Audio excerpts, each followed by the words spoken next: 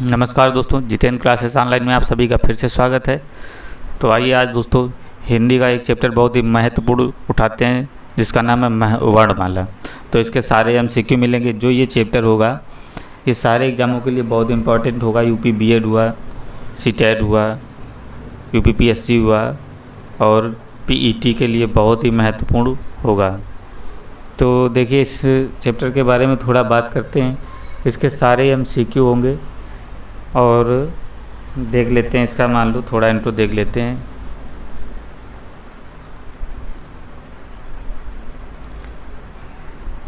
Chapter का नाम है वर्णमाला। वर्णमाला देखिए वर्ण क्या होता है। वर्ण ये क्या होता है, ये होती भाषा की सबसे छोटी इकाई। भाषा की सबसे छोटी इकाई।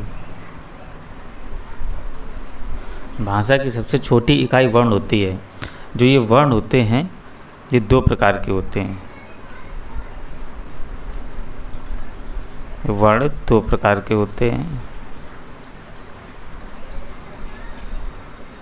देखिए पहला स्वर और दूसरा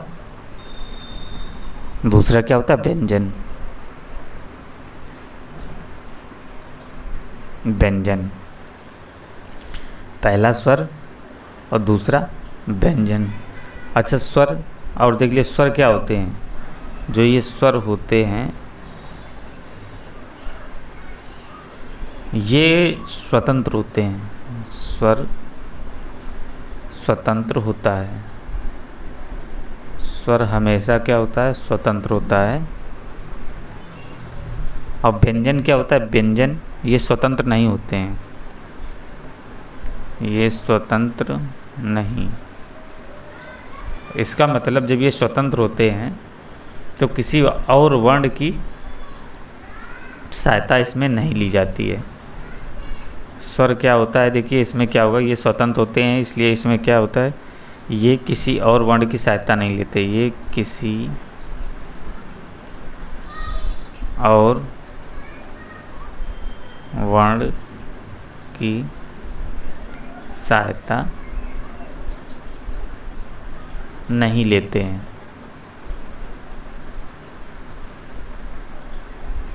आइए दूसरे बात कर लेते हैं। अब जी देखिए व्यंजन स्वतंत्र नहीं होता है तो ये क्या करता है, ये वर्ण को जब वर्ण बोलेंगे, वर्ण को बोलते समय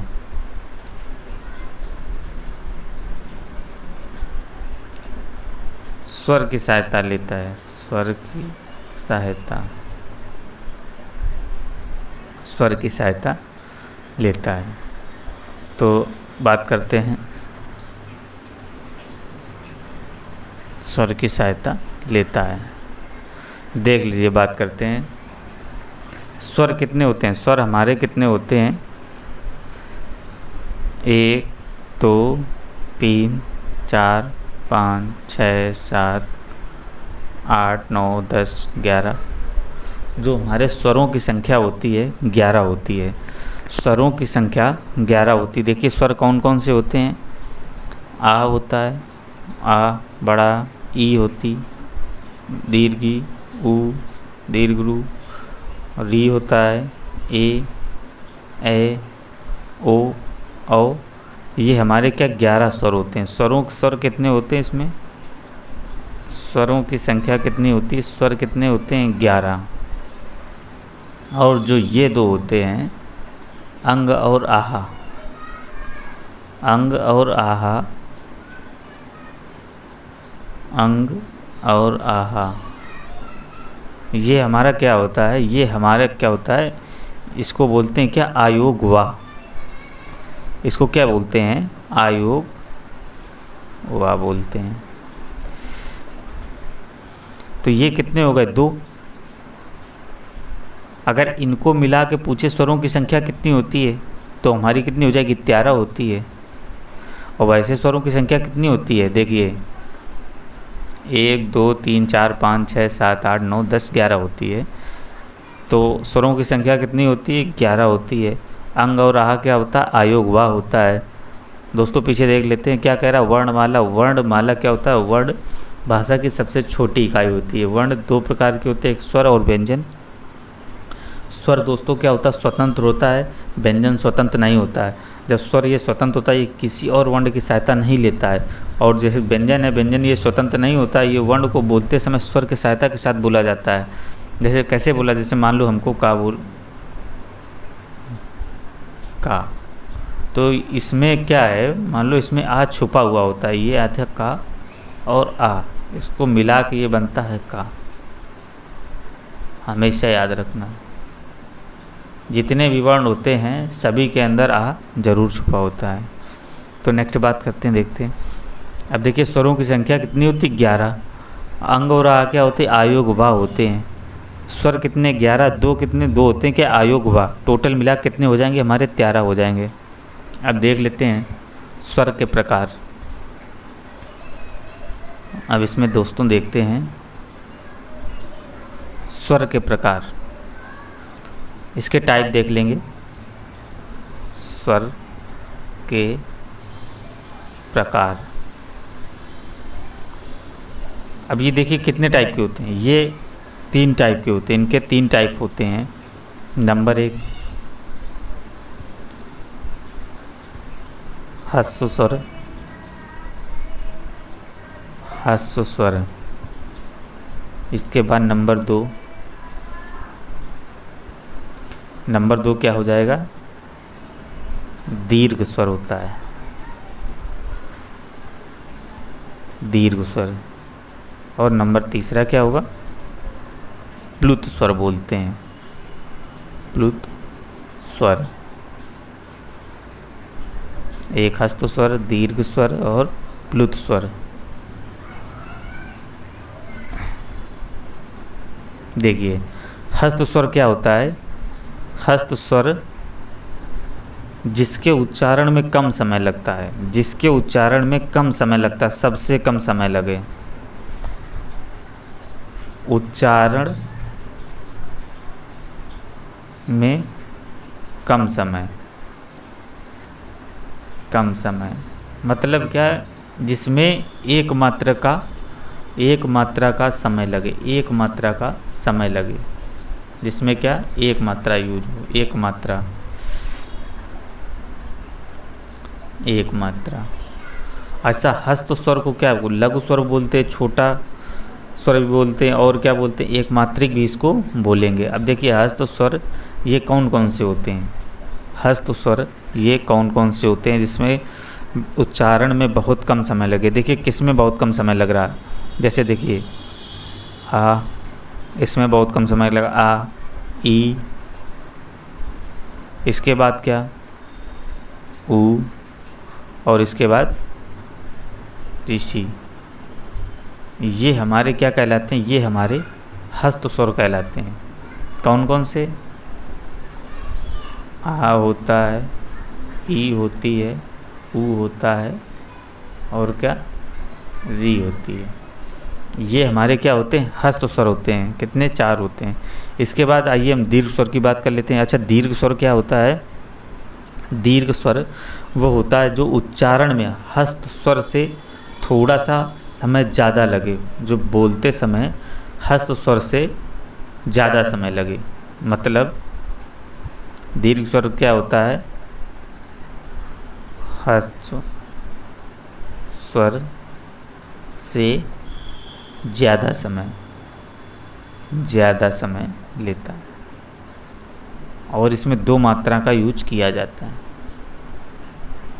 तो ह्रस्व स्वर हमारे कौन होंगे, बाकी देख लिए, सॉरी ह्रस्व स्वर हमारे कौन से हैं, आ है, ई है, ऊ है, ऋषि है।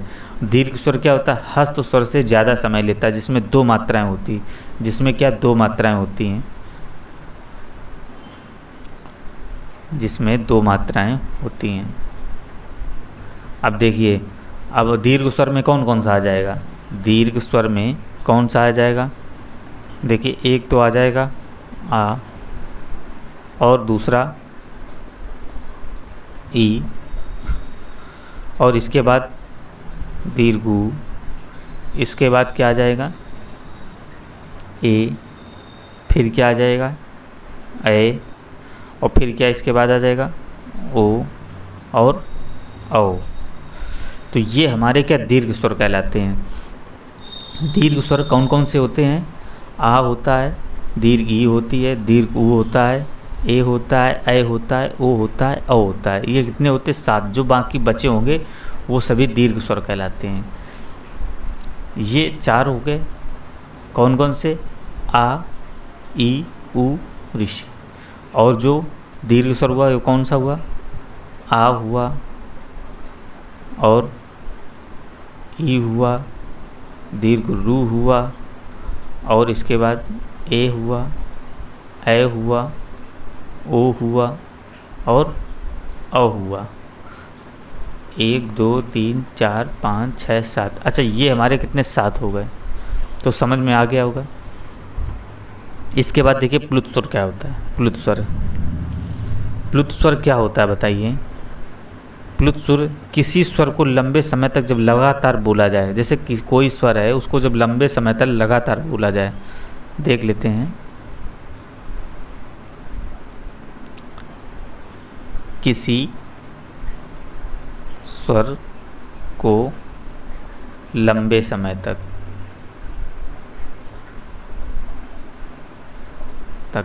लगातार बोला जाए, लगातार बोला जाए। अच्छा, ये भी कह सकते हैं हस्त स्वर में क्या होता है? उच्चारण में कम समय लगता है, दीर्घ में हस्त स्वर से ज़्यादा समय लगता है। अच्छा, प्लुत स्वर में क्या? दीर्घ स्वर से भी ज़्यादा समय लगता होगा। इसको कहते हैं किसी स्वर को लंबे समय तक जब लगातार बोला जाए तो उसको प्लुत स्वर कहते हैं। किसी स्वर को जब लंबे समय तक बोला जाता, लगातार बोला जाता है तो उसको प्लुत स्वर कहते हैं। जैसे देख लीजिए, एग्जाम्पल देखिए। जैसे राम बोलना, राम, ये राम, राम,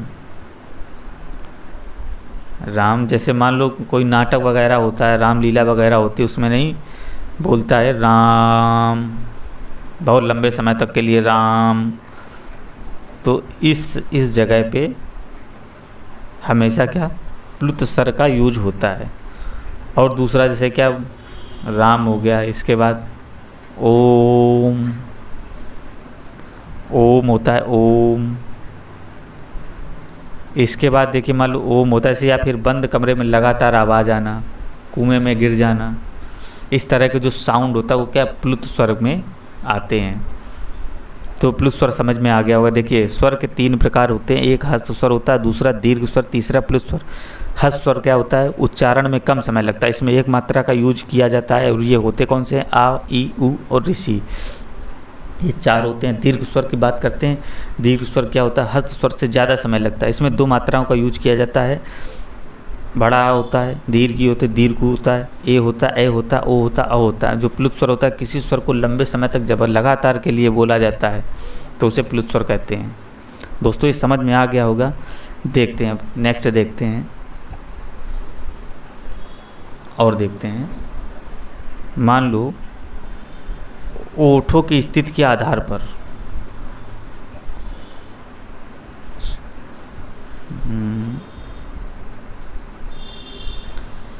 ओठों की स्थिति के आधार पर देखते हैं स्वरों का यूज। ओठों, ओष्ठ की स्थिति के आधार पर, इसके आधार पर देखेंगे। ओंठ की स्थिति के आधार पर 2 प्रकार के होते हैं स्वर। कौन कौन से होते हैं? देख लीजिए। एक तो हमारा होता है व्रतमुखी, और दूसरा क्या होगा? दूसरा क्या होता है? अव्रतमुखी। दूसरा होता है अव्रतमुखी। ऊंट की स्थिति के आधार पर दो प्रकार के स्वर होते हैं। नंबर 1 व्रतमुखी, दूसरा अव्रतमुखी। अच्छा, व्रतमुखी क्या होता है? अच्छा, व्रतमुखी में क्या होगा, जब हम कोई स्वर बोलेंगे, बोलते समय ओंठ वृत्ताकार या गोलाकार होता है। व्रतमुखी स्वर कौन से होते हैं? बोलते समय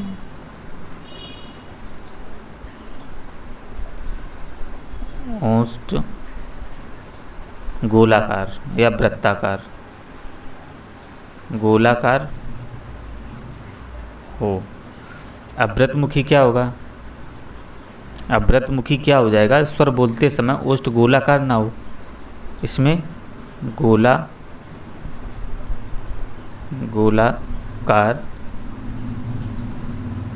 ना हो। देखिए, ओठ की स्थिति के आधार पर दो प्रकार के स्वर होते हैं। नंबर 1 व्रतमुखी, दूसरा अव्रतमुखी। व्रतमुखी क्या होता है? बोलते समय ओष्ठ गोलाकार होते हैं, जैसा कि नाम है इसका। अव्रतमुखी क्या होता है? इसको बोलते समय ओष्ठ गोलाकार नहीं होते हैं। अब आइए इनको बात करते, देखिए कौन कौन होते हैं। जैसे बोलते समय कौन सा वृत्ताकार होता है?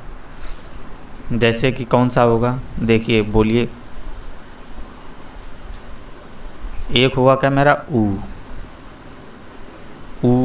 बोलिए, आप बोल के देखिए, ट्राई करिए। ऊ। इसके बाद क्या होता है? दीर्घ ऊ होता है ये। इसके बाद क्या होता है?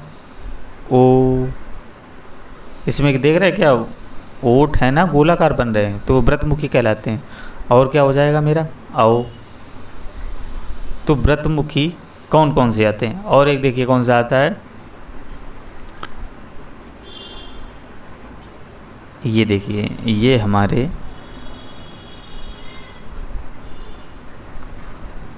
कौन कौन से हैं?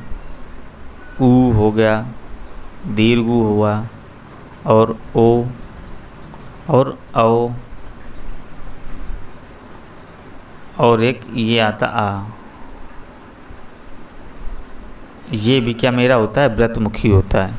इसको क्या अलग से बोलते हैं? इसको हम लोग बोलते हैं, क्या नाम देते हैं? आगत स्वर। इसको क्या बोलते हैं? आगत स्वर बोलते हैं। अब दूसरे बात कर लेते हैं, जो अव्रतमुखी होंगे, अब जो बचे हुए होंगे ना, वो अव्रतमुखी हो जाएंगे। तो ये कौन कौन से हो जाएंगे? देखिए, अव्रतमुखी कौन कौन सा हो जाएगा? आ हो जाएगा, आ,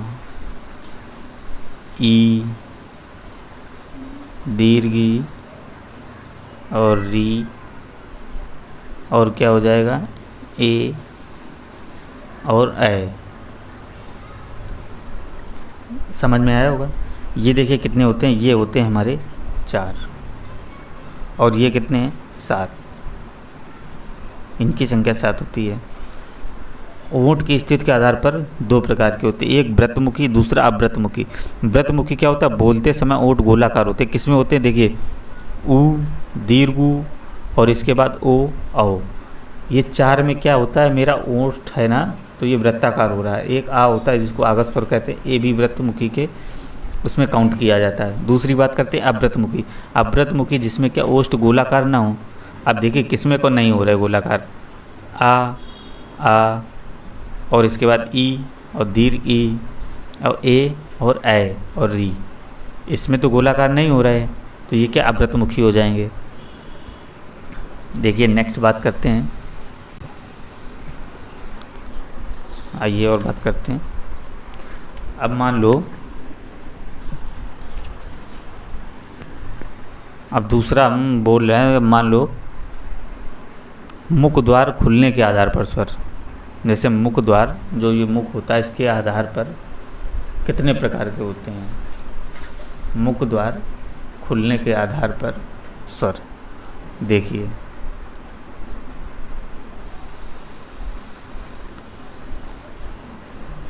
मुख द्वार खुलने के आधार पर,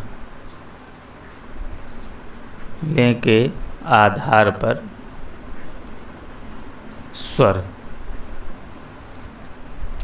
अच्छा, मुख द्वार खुलने के आधार पर स्वर कौन कौन से होते हैं? देखिए नंबर 1, इसको क्या बोलते हैं? विब्रत स्वर। विब्रत स्वर, इसको इंग्लिश में क्या बोलते हैं? ओपन स्वर। दूसरा क्या बात करते हैं? दूसरा होता है अर्धविब्रत। अर्धविब्रत स्वर, ये क्या हो जाएगा? Half open. Half open. Third देखते। तीसरा क्या होता है? समृत स्वर, ये क्या हो जाएगा? क्लोज। चौथे की बात करते हैं, ये क्या होता है? अर्ध समृत स्वर। अर्ध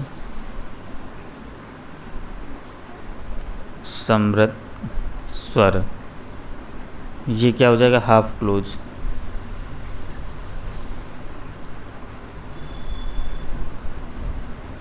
देखते हैं, इस पे बात करते हैं दोस्तों। देखिए अर्ध विब्रत स्वर, जो विब्रत स्वर होता है, पहले हम करते हैं विब्रत स्वर क्या होता है। इसमें ये ओपन, इसमें मुंह क्या होता है? ओपन होता है। मुख द्वार खुलने के आधार पर स्वर। विब्रत स्वर मतलब इसको इंग्लिश में क्या बोलते हैं? ओपन। ओपन याद रखना, ओपन। इसका क्या होता है? मुख द्वार पूरा खुले। ओपन मतलब मुख द्वार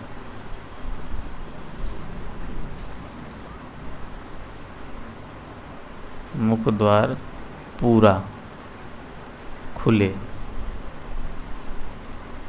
मुख द्वार पूरा खुले तो क्या होता है? विब्रत स्वर। अच्छा, ये कौन सा होता है? सिर्फ एक ही होता है, आ होता है। क्या होता है? ये होता है, आ होता है। ये क्या हो जाएगा मेरा? आ।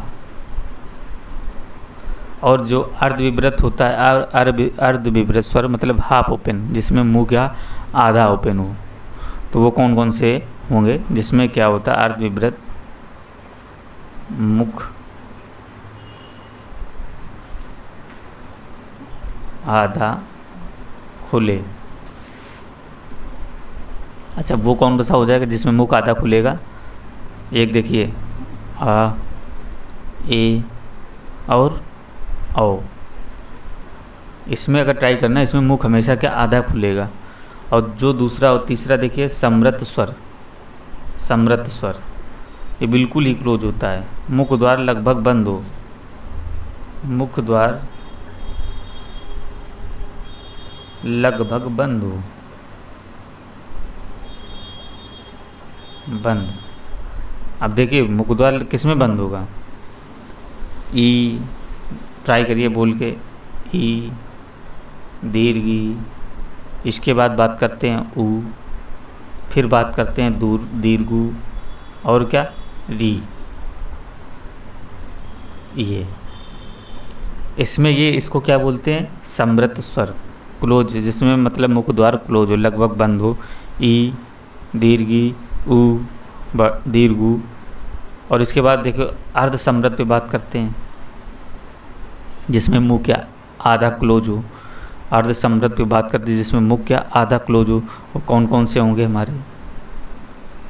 ए और ओ। दोस्तों समझ में आ गया? देखो मुख द्वार खुलने के आधार पर स्वर 4 प्रकार के होते हैं। एक विब्रत स्वर, दूसरा अर्ध समृत स्वर, अर्ध विब्रत स्वर, तीसरा समृत स्वर और चौथा अर्ध समृत स्वर। जो विब्रत स्वर होता है मुख द्वार पूरा खुला होता है। किस में खुला रहेगा? आ, बड़ा आ जिसको बोलते हैं, आ दीर्घ आ। और इसके बाद अर्ध विब्रत स्वर हाफ ओपन, जिसमें मुंह हाफ ओपन हो, जिसमें मुख आधा खुले। तो आधा किस में खुलेगा? आधा देखो किस में खुलेगा? आ, ए और औ। इसका अगर बोलेंगे, इसका साउंड करेंगे तो आप देख ट्राई करना, आ ए औ। इसमें क्या होता है? हाफ ओपन होता है मुंह।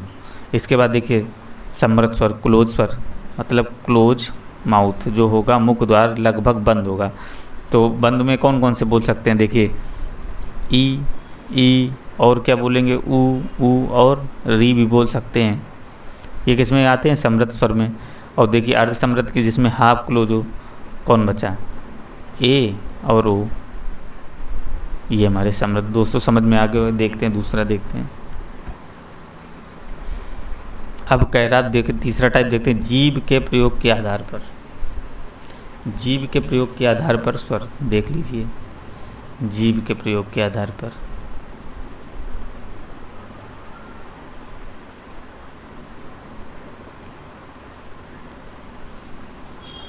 जीभ के प्रयोग के आधार पर। अब देखिए जीभ के कौन कौन से होते हैं। देखिए नंबर 1 जीभ के आधार पर इसमें होता है अग्रस्वर। दूसरे की बात करते हैं तो ये होता है मध्य स्वर। तीसरा देखते हैं, इसमें तीसरा क्या हो जाएगा, पश्च स्वर। पश्च स्वर। अब देखिए जीभ का जो मान लो, ये इस मान लो जीभ बनाते हैं,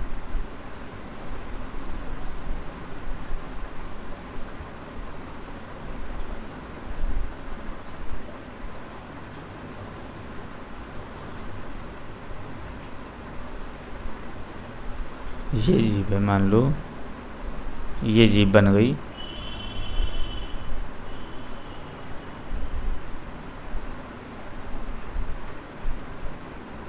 देखिए इसमें जो ये वाला हिस्सा होगा मेरा, ये कहलाएगा अग्र, और ये मध्य, और ये पश्च कहलाता है। तो इसी आधार पर 3 टाइप के स्वर होते हैं। अग्रस्वर मतलब क्या होता है, अग्रस्वर कौन कौन से होंगे अग्रस्वर, देखिए ई मतलब जब जीभ आगे मतलब टच करे, एक होगा हमारा ई, दीर्घी, और ए, और री। अब इसी प्रकार मध्य स्वर क्या होता है, मध्य स्वर में देखिए मध्य स्वर कौन सा हो जाएगा, सिर्फ एक ही होता है आ। सिर्फ आ ही ऐसा होता है जो मध्य स्वर कहलाता है, मिडिल से मतलब। और इसके बाद जो बात करते हैं पश्च स्वर, पश्च स्वर की बात कर लेते हैं, कौन से होते हैं, ऊ, बड़ा ऊ, ओ,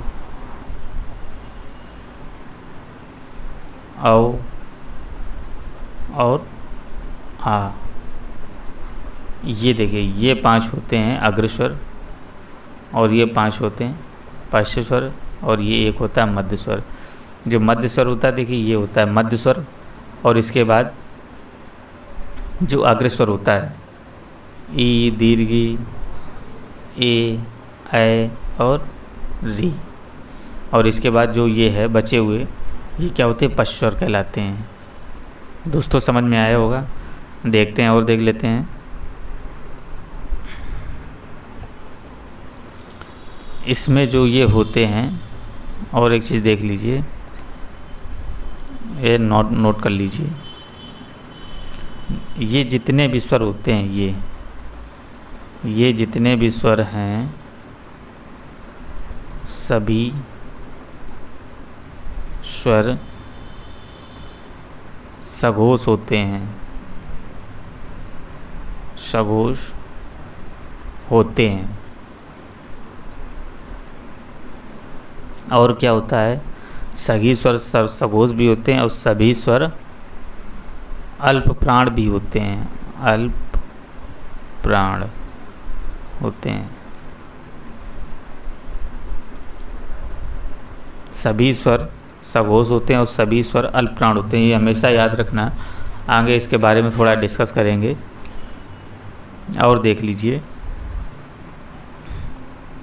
ये जो होते हैं, मान लो अंग, और आह। जो ये दो वर्ण होते हैं अंग और आह, इनको क्या बोलते हैं? अनुनासिक स्वर बोलते हैं। अनुनासिक स्वर। अनुनासिक स्वर क्या, जिसमें क्या होगा, हवा मुंह के साथ साथ नाक से भी निकलती हो। अनुनासिक स्वर क्या होता है? जिसमें हवा मुंह के साथ साथ नाक से भी निकले।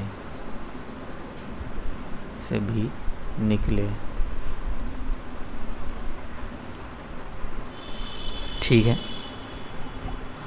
दोस्तों, इस क्लास को यहीं पे रोकते हैं।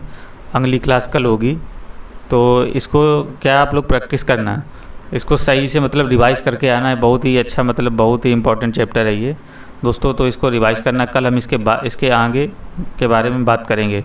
कल जो है आप लोग व्यंजन पढ़ के आना। व्यंजन के बारे में आगे हम बताएंगे, व्यंजन क्या होते हैं, कौन से होते हैं, स्पर्शी व्यंजन कौन सा, वर्गीय व्यंजन कौन सा, अल्प प्राण कौन सा आता, महाप्राण हुआ, अघोष सघोष जैसे हुआ, और बहुत सारी इसमें जानकारी करें, और कल इसके MCQ भी करेंगे। तो दोस्तों हमारे चैनल को लाइक करिए और सब्सक्राइब ज़रूर करिए। थैंक यू दोस्तों।